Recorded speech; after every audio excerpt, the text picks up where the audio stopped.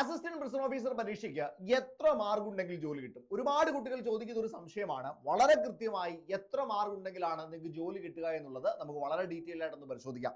മക്കളെ, assistant prison officer പരീക്ഷ April മാസം 18-ാം തീയതിയാണ് നടക്കാൻ പോകുന്നത് അല്ലെ? ഏപ്രിൽ മാസം 18-ാം തീയതി അസിസ്റ്റന്റ് പ്രിസൺ ഓഫീസർ പരീക്ഷ നടക്കുകയാണ്. നിങ്ങൾ നിങ്ങളുടെ പ്രിപ്പറേഷൻ നോക്കുന്നതിന് മുമ്പ് കഴിഞ്ഞ തൊട്ട് മുമ്പ് നടന്ന പരീക്ഷയിൽ എത്രയായിരുന്നു കട്ട് ഓഫ് എന്ന് പരിശോധിക്കണം. 6011 പേരെയാണ് കഴിഞ്ഞ മെയിൻ ലിസ്റ്റിൽ ഉൾപ്പെടുത്തിയിരുന്നത്. 6011 പേരെ. 2652 പേര് സപ്ലി ലിസ്റ്റിലും ഉണ്ടായിരുന്നു. അങ്ങനെ ആകെ 8663 പേരാണ് APO അസിസ്റ്റന്റ് പ്രിസൺ ഓഫീസറിന്റെ ലിസ്റ്റിൽ ഉണ്ടായിരുന്നത്. മക്കളെ, കഴിഞ്ഞ തവണ വന്ന കട്ട് ഓഫ്, മെയിൻ ലിസ്റ്റിലെ അവസാനത്തെ ആളുടെ കട്ട് ഓഫ് 58.33 ആയിരുന്നു. 58.33. 600/2021 എന്ന് പറയുന്ന അസിസ്റ്റന്റ് പ്രിസൺ ഓഫീസർ കാറ്റഗറി നമ്പറിൽ 58.33 ആയിരുന്നു കട്ട് ഓഫ്. ഇപ്പോഴത്തെ സാഹചര്യം അതല്ല. കുറച്ചുകൂടി എന്ത് ചെയ്യുന്നുണ്ട്? പരീക്ഷകൾ കടുക്കുന്നുണ്ട്. കുറച്ചുകൂടി മാർക്ക് കുട്ടികൾ സ്കോർ ചെയ്യുന്നുണ്ട്. അങ്ങനെയാണ് എങ്കിൽ നിങ്ങൾ ഇപ്പോൾ എത്ര മാർക്ക് സ്കോർ ചെയ്യണം? നമുക്ക് വ്യക്തമായിട്ടൊന്ന് പരിശോധിക്കാം. മക്കളെ, നമ്മുടെ ടാർഗറ്റ് എത്രയാണെന്ന് അറിയാമോടാ? നമ്മുടെ ടാർഗറ്റ് 70+ ആണ്. അതായത് 58.33 ആയിരുന്നു cut off. Cut off clear ചെയ്താൽ മതിയോ? പോരാ. കട്ട് ഓഫ് ക്ലിയർ ചെയ്താൽ പോരാ. കട്ട് ഓഫ് ക്ലിയർ ചെയ്താൽ എന്താണ്?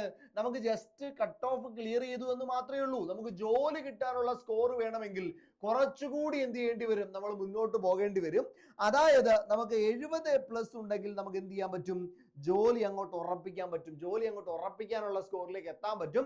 കട്ട് ഓഫിനേക്കാൾ കുറഞ്ഞതൊരു 10 മാർക്കെങ്കിലും മുകളിലേക്ക് എത്തുക. അപ്പൊ നിലവിലത്തെ കട്ട് ഓഫ് ഇതാണോ വരുന്നത് നമുക്ക് പറയാൻ കഴിയില്ല. അത് എക്സാമിന്റെ പാറ്റേൺ, കുട്ടികളുടെ എക്സാം എഴുതിയ ആളുകളുടെ എണ്ണം ഒക്കെ വെച്ചുകൊണ്ടാണ് വരിക.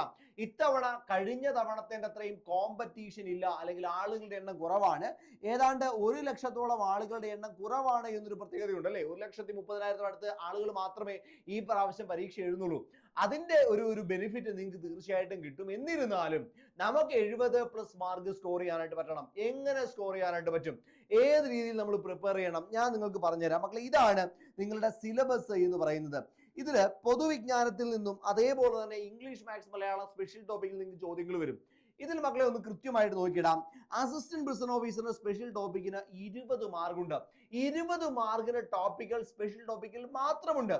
സ്പെഷ്യൽ ടോപ്പിക്കിൽ നിന്ന് നിങ്ങൾ ഏറ്റവും കുറഞ്ഞത് 15 മാർക്ക് സ്കോർ ചെയ്യുകയാണെങ്കിൽ, ഏറ്റവും കുറഞ്ഞത് 15 മാർക്ക് നിങ്ങൾ സ്പെഷ്യൽ ടോപ്പിക്കിൽ നിന്ന് മാർക്ക് സ്കോർ ചെയ്യുകയാണ് എങ്കിൽ നിങ്ങൾ അത്യാവശ്യം നല്ലൊരു നിലവാരം എവിടെ കീപ്പ് ചെയ്യുന്നുണ്ട്? അസിസ്റ്റന്റ് പ്രിസൺ ഓഫീസറിൽ കീപ്പ് ചെയ്യുന്നുണ്ട്. അപ്പൊ 15+ മിനിമം 15, അതിൽ കൂടുതൽ നമുക്ക് എന്ത് ചെയ്യാൻ പറ്റണം? സ്പെഷ്യൽ ടോപ്പിക്കിൽ സ്കോർ ചെയ്യാൻ പറ്റണം.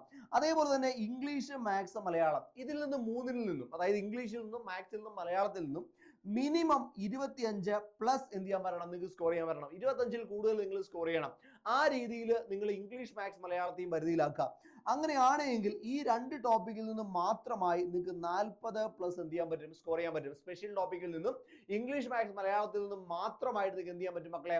50 മാർക്കിൽ നിന്ന് 40+ നിങ്ങൾക്ക് സ്കോർ ചെയ്യാനായിട്ട് പറ്റും. അതിനുശേഷം നോക്കിയിടാം, ആനുകാലിക വിഷയങ്ങളാണ്. ആനുകാലികത്തിന് 10 മാർക്കുണ്ട്.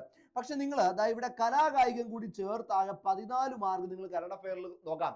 കാരണം കറണ്ട് അഫെയർ എന്താണ്? അത്യാവശ്യം ചോദിക്കാൻ സാധ്യതയുള്ള കലാകായികത്തിൽ നിന്നുള്ള ടോപ്പിക്കുകളും കറണ്ട് അഫെയർ കയറി വരാം.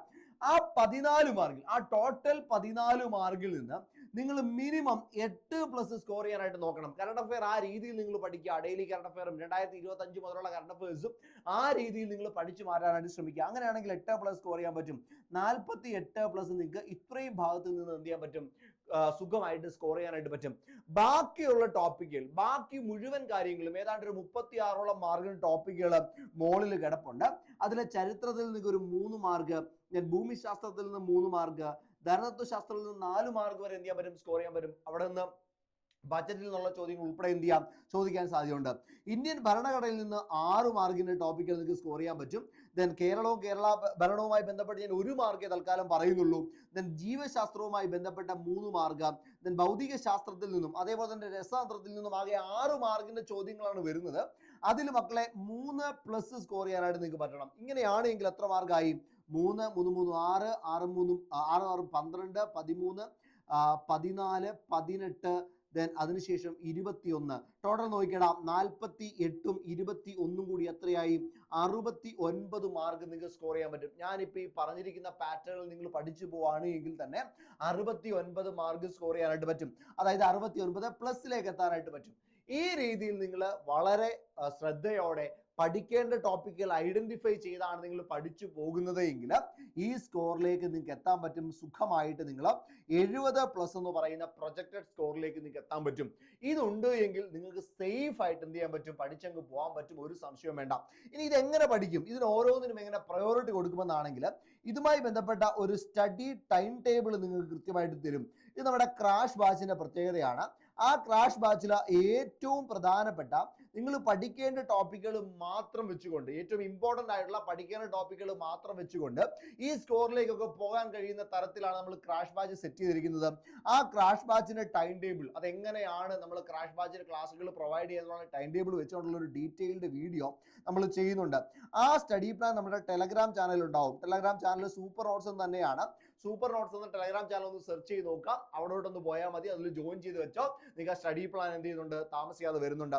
ഈ ക്രാഷ് ബാച്ച് മക്കളെ ഇന്നാണ് ഓറിയന്റേഷനോടെ സ്റ്റാർട്ട് ചെയ്യാം. നാളെ രാവിലെ, അതായത് കൃത്യമായിട്ട് പറയുകയാണെങ്കിൽ ഫെബ്രുവരി മാസം 17-ാം തീയതി രാവിലെ 12 മണി മുതൽ ഇതിലെ ക്ലാസ്സുകൾ കാണും. കൃത്യമായിട്ട് നിങ്ങൾക്ക് എന്ത് ചെയ്യാൻ പറ്റും, പഠിച്ചു പോകാനായിട്ട് പറ്റും. 16-ാം തീയതി, അതായത് ഇന്നാണ് ഇതിന്റെ ഓറിയന്റേഷൻ. വൈകുന്നേരം 5 മണിക്ക് ഓറിയന്റേഷനോട് കൂടിയിട്ടാണ് നമ്മൾ അസിസ്റ്റന്റ് പ്രസിഡന്റ് ഓഫീസിന്റെ ക്രാഷ് ബാച്ച് സ്റ്റാർട്ട് ചെയ്യുന്നത്. വളരെ ഇൻട്രസ്റ്റിംഗ് ആയിട്ടുള്ള ഒരു ബാച്ചാണ്. കാരണം ഏറ്റവും പ്രധാനപ്പെട്ട കാര്യങ്ങൾ ഇതുവരെയും നിങ്ങൾ പഠിച്ചു തുടങ്ങിയിട്ടില്ല എങ്കിലും ഇപ്പൊ പഠിച്ചു തുടങ്ങി നിങ്ങൾക്ക് 70+ എത്താൻ പറ്റുന്ന ഒരു ബാച്ചാണ്. ആരെങ്കിലും ബാച്ചിലേക്ക് ജോയിൻ ചെയ്തില്ലെങ്കിൽ ഇന്ന് തന്നെ മക്കളെ ബാച്ചിലേക്ക് ജോയിൻ ചെയ്തോടാം.